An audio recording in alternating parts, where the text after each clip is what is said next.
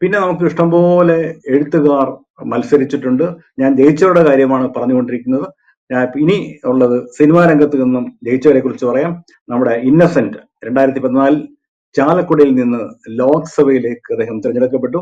പിന്നീട് അദ്ദേഹം മത്സരത്തിൽ പരാജയപ്പെട്ടു.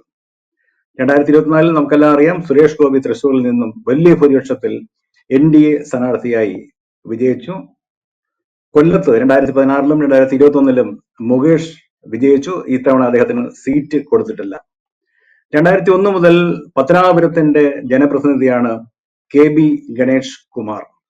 2021 KR ഗൗരി ദീർഘകാലം MLA ആയിരുന്ന അരൂർ നിയോജക മണ്ഡലത്തിലെ ജനപ്രതിനിധിയാണ് CPM-ന്റെ ദലീമ ജോജോ.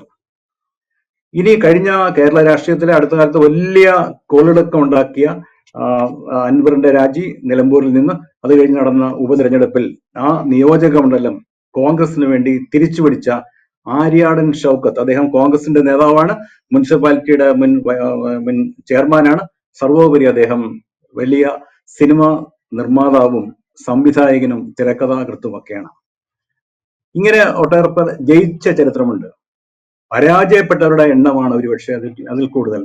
അതിൽ ആദ്യം പറയാനുള്ള പേര് മാധവിക്കുട്ടിയുടേതാണ്. മാധവിക്കുട്ടി 1984 തിരുവനന്തപുരത്ത് സ്വതന്ത്ര സ്ഥാനാർത്ഥിയായി മത്സരിച്ചു.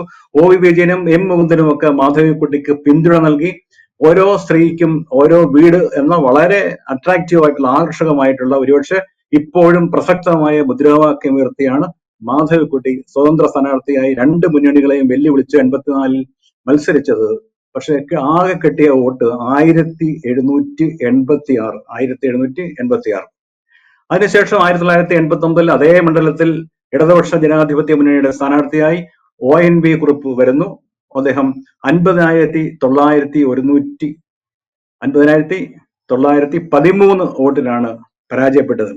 ഈ രണ്ട് മഹാരഥരെ, മാധവിക്കുട്ടിയെയും ONV കുറുപ്പിനെയും പരാജയപ്പെടുത്തിയ ആളിന്റെ പേർ തിരുവനന്തപുരത്തുകാർക്ക് ചിലർക്കൊക്കെ ഓർമ്മയുണ്ടാവും. അദ്ദേഹം രാഷ്ട്രീയത്തിൽ വലിയൊരു ആളൊന്നും ആയിരുന്നില്ല. A. ചാൾസ് എന്നായിരുന്നു അദ്ദേഹത്തിന്റെ പേര്. അവിടെ നല്ല സ്വാധീനമുള്ള ഒരു സമുദായത്തിന്റെ പ്രതിനിധി കൂടിയായിരുന്നു, കോൺഗ്രസിന്റെ അംഗമായിരുന്ന ചാൾസ്.